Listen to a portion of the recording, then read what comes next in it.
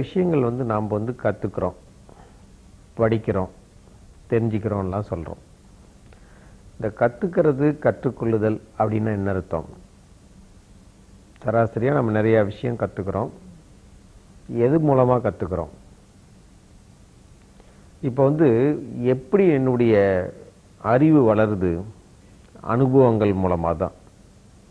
இப்போ நான் வந்து எதையாவது ஒன்றை வந்து தெரிஞ்சுக்கணும் அப்படின்னா அனுபவத்து மூலமாக தெரிஞ்சுக்கிறேன். இப்போ இதை தொட்டா சுடும் அப்படின்றத எப்படி தெரிஞ்சுக்கிறேன்? நான் தொட்டு பார்த்து தெரிஞ்சுக்கிறேன். அல்லது இன்னொருத்தர் தொடும்போது சுடுதுன்ற உணர்வு மூலமாக நான் தெரிஞ்சுக்கிறேன். ஸோ லேர்னிங்கே பை எக்ஸ்பீரியன்ஸ் தான். நான் கற்றுக்கொள்ளுதல், கற்றுக்கிறேன் அப்படின்னு சொல்கிறேன். நான் நிறையா விஷயம் நம்ம கற்றுக்கணும். கற்றுக்கிட்டால் தான் நம்மளுடைய அறிவு வளரும். நிறையா விஷயத்தை கற்றுக்கணுன்னா நிறையா விஷயங்கள் நான் அனுபவப்படணும். நிறையா விஷயங்கள் அனுபவப்படணும்னா எனக்கு நிறையா நேரம் தேவைப்படும். இது ஒன்னொன்னையுமே நான் கற்றுக்கிட்டு அனுபவப்பட்டு நான் கற்றுக்கிட்டேன்னா நேரம் போதுமா? நிச்சயமாக முடியாது. மற்றவர்களுடைய அனுபவங்கள் மூலமாக நான் கற்றுக்கிட்டே ஆகணும். மற்றவர்களுடைய அனுபவங்கள் மூலமாக நான் அறிவை வளர்த்தே ஆகணும். இதுதான் மனிதனுக்கும் மற்றவங்களுக்கும் உள்ள வித்தியாசம். நானாக கற்றுக்கிறேன் ஒன்று, அடுத்தது மற்றவங்களுடைய அனுபவங்கள் மூலமாகவும் கற்றுக்கிறேன். நானாக கற்றுக்கொள்ளும் போது அனுபவப்பட்டு ஒவ்வொன்றும் நான் வந்து அனுபவப்பட்டு கற்றுக்கும் போது அதுக்கு பேர் கற்றுக்கிறது. மற்றவர்கள் அனுபவங்கள் மூலமாக முறையாக கற்றுக்கொள்ளும் போது அதுக்கு பேர் படிக்கிறதுன்னு அர்த்தம். ஸோ நான் படிக்க ஆரம்பிக்கிறேன். என்னத்தை படிக்க ஆரம்பிக்கிறேன்? மற்றவர்களுடைய அனுபவங்கள் என்னன்னு நான் படிஞ்சுக்கிறேன். அந்த மாதிரி படிக்கும்போது என்னுடைய அறிவு, என்னுடைய அனுபவம் பெருசாக வளர ஆரம்பிக்குது. அதுக்குன்னு ஒரு முறையாக வச்சு இப்படி தான், இவ்வளவு தான் சப்ஜெக்டு, இதை இன்னார் சொல்லித்தரணும், இப்படிலாம் சொல்லித்தரணும் போது அதுக்கு பேர் படிப்புன்னு ஆகுது. இப்போ புரியுதா? கற்றுக்கொள்ளுதல்னா என்னன்றது, படிப்புன்னா என்னன்றது. ஸோ ஒருத்தர் படிக்க ஆரம்பிக்கிறார் அப்படின்னா என்ன பண்ணுறார்? பலருடைய அனுபவங்களை புஸ்தகமாக போட்டிருக்கு, அதிலிருந்து அவர் படிக்க ஆரம்பிக்கிறார். கற்றுக்கிறதுன்னு போது அதை நானாக போய் கற்றுக்கிறேன்.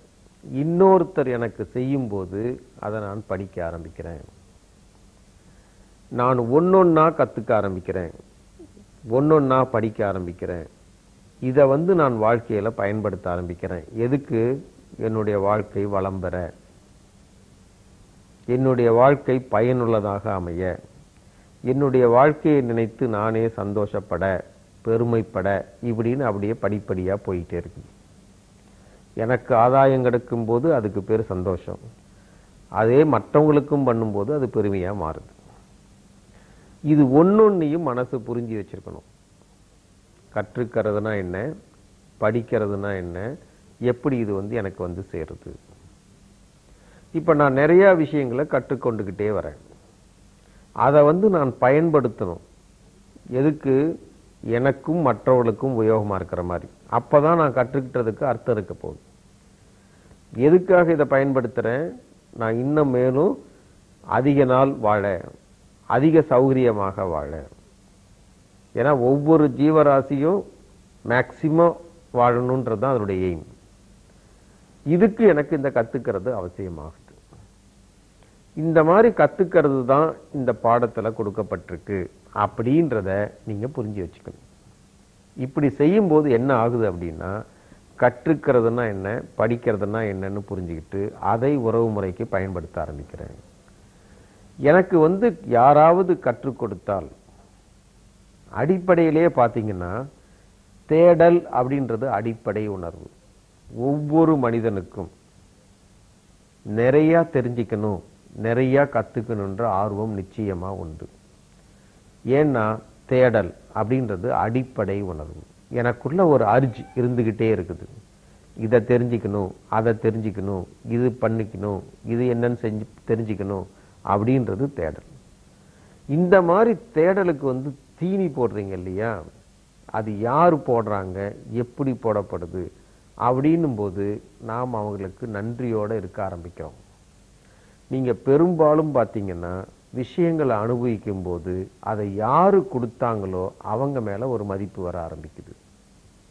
எனக்கு சில விஷயம், இப்ப நானே ஒருத்தட்ட பேசிட்டு போறேன், அவர்கிட்ட 1/2 மணி நேரம் தான் பேசினேன், எந்த விதமான பிளான் பண்ணியும் பேசல. அதுக்கப்புறம் நான் நினைக்கிறேன், இவர்கிட்ட இருந்து நான் எவ்வளவு விஷயம் தெரிஞ்சுக்கிட்டேன். அதுக்கப்புறம் அவருக்கு ஒரு லெட்டர் எழுதுறேன், உங்ககிட்ட பேசுறது அன்னைக்கு நல்ல அனுபவமாக இருந்தது. வார்த்தை என்ன? நல்ல அனுபவமாக இருந்தது. ஏன் எக்ஸ்பீரியன்ஸ் தான் எனக்கு கற்றுக் கொடுக்குது. இதை விஷயங்களை நீங்க அனுபவப்பட்டிருக்கீங்க, அந்த அனுபவத்தை நான் அனுபவிக்கிறேன். ஸோ கத்துக்கிறது மூலமாகவும் உறவு முறை கெட்டிப்படும். நான் நல்லா சொல்லி கொடுத்தேன்னா என் ஸ்டூடெண்ட்ஸ் என்கிட்ட நல்லாவே பழக ஆரம்பிப்பாங்க. என் ஸ்டூடெண்ட்ஸ் நல்லா கத்துக்கிட்டாங்கன்னா நானும் அவங்களோட நல்லா பழக ஆரம்பிக்கிறேன். உறவு முறை கெட்டிப்பட்டு போகுது. என் பையன் என்கிட்ட நிறைய விஷயம் கத்துக்கிறான், என்னை பார்த்து மதிக்க ஆரம்பிக்கிறான். என் பையன் என்கிட்ட ஒரு விஷயமே கத்துக்கல, இவரை மதிச்சு என்ன பிரயோஜனம்னு நினைக்கிறான். சில சமயத்துல பையன்கிட்ட நான் கத்துக்கிறேன், மதிப்பு மரியாதை அதிகமாகுது.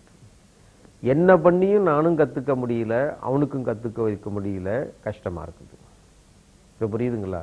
கத்துக்கிறது உறவு முறைக்கு மிக மிக இன்றியமையாதது. கற்றுக் கொடுப்பதும் இன்றியமையாதது. இதை மனசு புரிஞ்சுக்கணும். நிறைய சமயங்களில் நமக்கு நிறைய விஷயங்கள் தெரிஞ்சிருக்கு.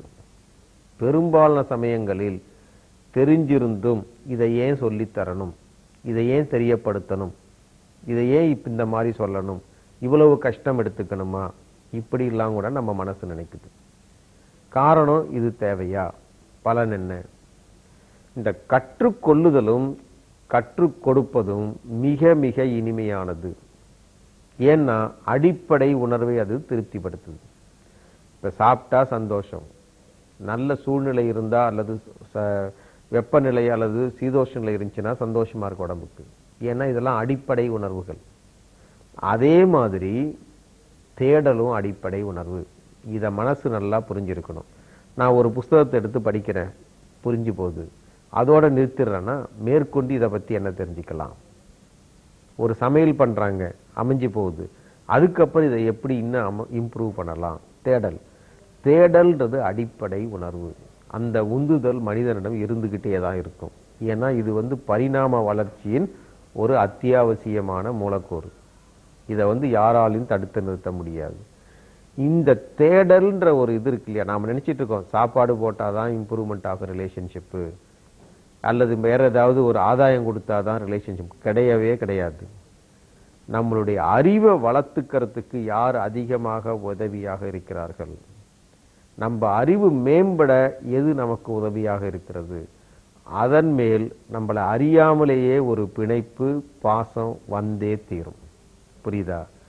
ஏன்னா நான் முன்னேறத்துக்கு வளர்றதுக்கு வளம்படுறதுக்கு பரிணாம வளர்ச்சிக்கு இது உதவியா இருக்கு. அதனால எனக்கு ஒரு நன்றி கடன் வந்தே தீரும். உறவு முறையில ரொம்ப ரொம்ப முக்கியம் கற்றுக்கொள்ளுதலும் கற்றுக் கொடுத்தலும். இதை நம்ம கற்றுக் கொடுத்தல்னா உடனே பள்ளிக்கூடத்துல வாத்தியாரா இருந்து கற்றுக் கொடுக்கணும்னு அவசியம் கிடையாது. அப்பா பிள்ளைக்கு எவ்வளவு கற்றுக் கொடுக்குறான், முதலாளி தொழிலாளிக்கு எவ்வளவு கற்றுக் கொடுக்குறான், தொழிலாளி முதலாளிக்கு எவ்வளவு கற்றுக் கொடுக்குறான். இந்த மாதிரி பாத்தீங்கன்னா வழிப்போகர்கள் கற்றுக் கொடுக்குறாங்க, தலைவர்கள் கற்றுக் கொடுக்குறாங்க, தொண்டர்கள் கற்றுக் கொடுக்குறாங்க, இவங்கெல்லாம் கத்துக்கிறாங்க. ஸோ கற்றுக் கொடுத்தல் அப்படின்றது பை எக்ஸ்பீரியன்ஸ் வர்றது. படிக்கிறதுன்றது ஒரு மாதிரி ஒரு ஆர்கனைஸ்டா செய்யறது. இதை ரெண்டையும் புரிஞ்சுக்கிட்டு செய்யும் போது அந்த உறவு முறை மேம்பட்டுக்கிட்டே இருக்கும். இதை யாரு புரிஞ்சுக்கணும்? மனசு புரிஞ்சுக்கணும். கத்து தான் கொடுக்குறாங்க, இதுக்காக தான் இந்த கஷ்டம், இந்த அனுபவப்படும்னா அதுக்கு அந்த கஷ்டம் அப்படின்றத மனசு புரிஞ்சுக்கிட்டு கற்றுக்கொள்ளுதலையும் கற்றுத்தருதலையும் நம்ம பிராக்டிஸ் பண்ண ஆரம்பிச்சோம்னா நம்ம உறவு முறை மிகவும் நன்றாக இருக்கும். இதை மனசு புரிஞ்சுக்கிச்சுன்னா வாழ்க்கை வளமாக இருக்கும்.